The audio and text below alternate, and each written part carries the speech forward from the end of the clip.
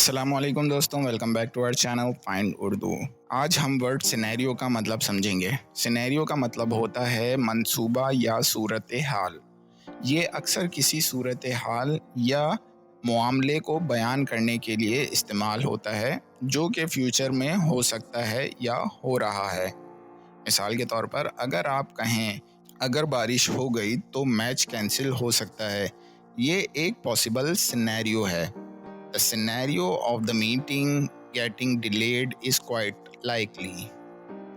मुलाकात के देर होने का मंसूबा काफ़ी मुमकिन है।